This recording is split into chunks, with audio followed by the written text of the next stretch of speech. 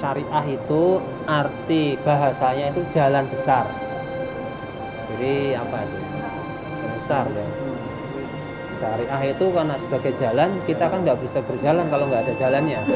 Jadi oleh karena itu, semua umat beragama, termasuk umat Islam, itu punya syariat.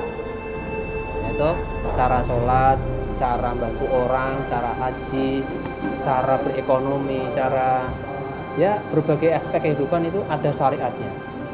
Jadi syariat itu artinya adalah jalan ya untuk menuju Allah Subhanahu wa taala atau jalan untuk cara menjalankan perintah-perintah Allah di muka bumi. Itu syariat.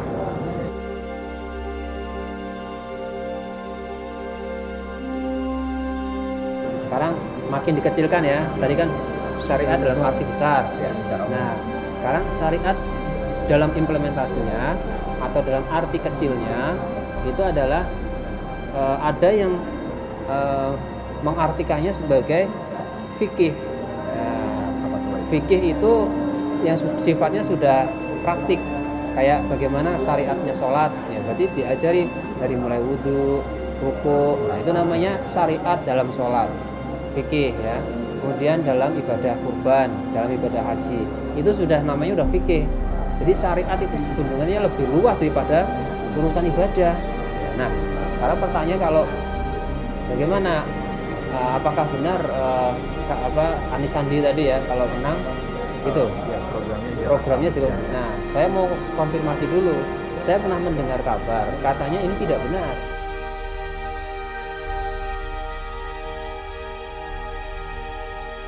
Syariah itu kan apa namanya, bukan konotasinya, itu kan istilah aja, istilah syariah itu kan memang syariat lah gitu kan. Itu nanti kemaslahatannya untuk apa namanya, untuk semua khususnya warga Jakarta. Dilihat konteksnya dulu, makanya saya bilang kan dasar syariah itu kan memang apa namanya, syariat dalam apa nih, aspek apa ya kan, artinya misalkan untuk pembangunan, untuk hal-hal yang memang itu syariat itu mungkin bukan konotasinya seperti maksudkan memang yang agak keras gitu ya, maksudnya Islam agak keras itu enggak. Syariah itu memang sudah tuntutan, mungkin karena kita memang mayoritas muslim ya. Nah, itu mungkin apa namanya bisa diterapkan, tapi itu konotasinya bukan sempit gitu. Islam kan universal, itu apa namanya bisa dilaksanakan kalau asalkan nanti kan ada yang mengatur. Makanya di program dari Bang Sandi 100 hari kerja itu kan diantaranya poin-poin, diantara poin itu gubernur itu, semua mantan gubernur itu dilibatkan nantinya. Artinya mungkin nanti ada masukan sharing dari mereka, termasuk mungkin Pak Ahok sendiri nantinya. Berarti penerapannya setelah 100 hari kerja itu merangkul dari semuanya. Insya Allah semuanya. Kan mungkin kan Bang Anies sendiri dengan Bang Sandi sendiri yang punya, maksudnya yang lebih detail dengan tim apa namanya, tim intinya lah. Jadi mungkin kalau ke bawah sih kita tinggal sambil nawatona aja sebenarnya sih, kalau yang di level apa namanya DPC DPRA lah, kita kan masuk ke tingkat DPRA itu apa namanya, kita tinggal sambil nawatona.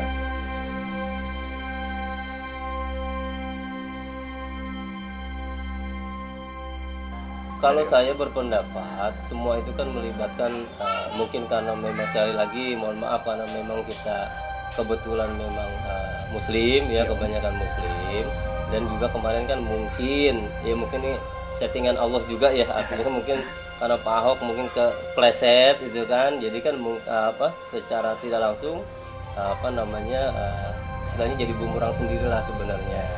Jadi mungkin kalau untuk penerapan tetap kita kaji ya, seperti MUI aja kan, ada lembaga yang mensensor. Artinya kalau memang itu tidak bisa diterapkan, mungkin tidak bisa dipaksakan juga.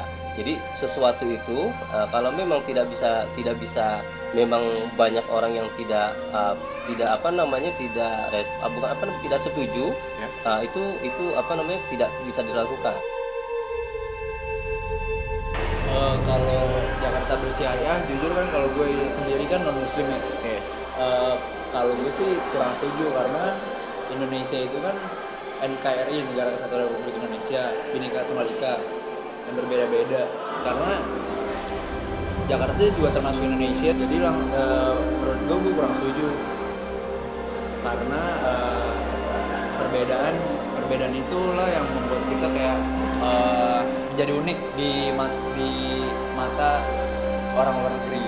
Menurut gue sih saya itu nggak semuanya berjalan dengan baik karena tuh Indonesia tuh beragam dan agamanya tuh banyak gitu ya, nggak satu aja. Menurut gue kalau gimana ya, kurang setuju sih, cuman karena dia kayak lebih masuk ke Islam banget. Soalnya kan di sini di Indonesia ada 5 agama, jadi jangan terlalu menjorok ke agamanya sendiri gitu. Jadi harus sama-sama biar saling menghargai aja kayak gitu. Kalau gue pribadi sebenarnya nggak setuju sih, karena Jakarta itu kan bagian dari Indonesia, which is Indonesia menganut Bhinneka Tunggal Ika. Jadi menurut gue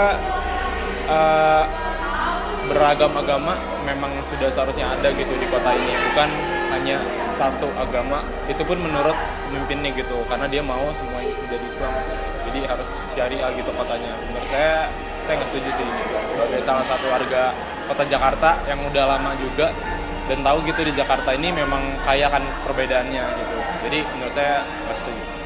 Kalau buat Jakarta bersyariah sih, gue sebenarnya sebagai muslim ya, walaupun gue muslim tapi gue nggak setuju gitu. Karena kan Jakarta itu nggak muslim doang, jadi Jakarta itu beragam, ada Kristen lah, ada Buddha, ada Hindu juga, walaupun minoritas.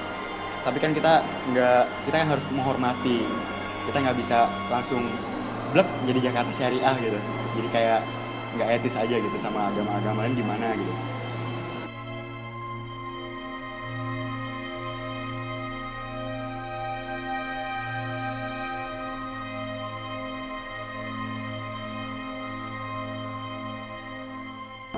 Jadi Jakarta bersyariah itu menurut Anies atau Sandi sendiri bukan seperti itu maksudnya. Karena begini, ada negara Islam yang menerapkan syariat secara kaku dan ketat.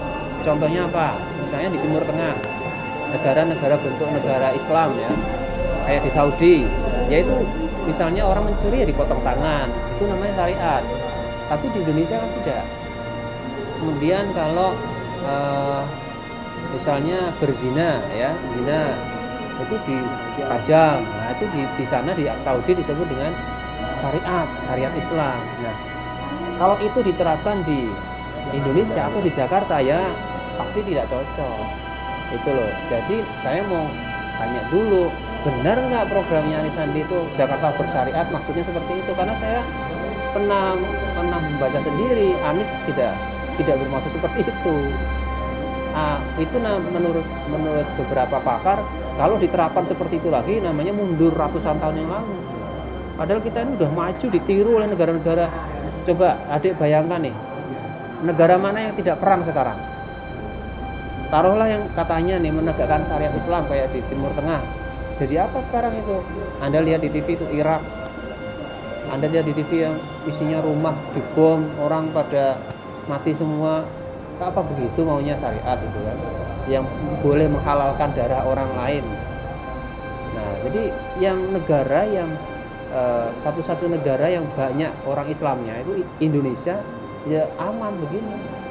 Ya, jadi bukan berarti kemudian Indonesia atau Jakarta tidak menerapkan syariah, bukan. Coba ini ya, Anda catat nih, syariat Islam mana yang tidak diterapkan di Indonesia? Rukun iman, rukun Islam misalnya, sholat, ada nggak di Jakarta? Berarti kan sudah syariat. Syariat Islam kan yang tidak bertentangan dengan konstitusi, no problem. Itu dijamin malah. Coba Pancasila sila pertama, ketuhanan yang itu syariah. Kemudian pasal berapa yang 29 ayat 1, ya kan, negara menjamin setiap umat beragama untuk menjalankan agamanya masing-masing. Itu kan negara memfasilitasi setiap agama untuk menjalankan syariatnya. Boleh. Nah, yang tidak boleh itu dan bukannya kemudian bertentangan dengan syariat itu adalah misalnya isu terkini, misalkan NKRI ini mau diganti dengan khilafah. Karena yang mendukung khilafah menganggap khilafah itu syariat. Oh, belum tentu. Ternyata kita lacak, Nabi Muhammad sendiri tidak menerapkan khilafah. Nabi Muhammad tidak pernah mengatakan ana khalifatullah, saya khalifah Ahmad, tidak pernah. syariat Islam dalam berpolitik itu ya seperti di Indonesia ini, musyawarah, mufakat, hasil pemilihan. Jadi syariat Islam itu tidak sekecil dan tidak serigid apa yang diterapkan di Timur Tengah sekarang. Jadi itu apa maksud syariah itu seperti itu. Gua Islam, kita beragam, kenapa harus seragam? Nama gue Ferry, agama gue Buddha. Nah, kita tuh beragam, kenapa harus seragam? Nama gue Dewi, agama gue Hindu. Kita beragam, kenapa harus seragam? Gue beragama Katolik. Kita beragam, kenapa harus seragam? Nama gue Audi Leo, gue agama Kristen. Kita beragam, kenapa harus seragam?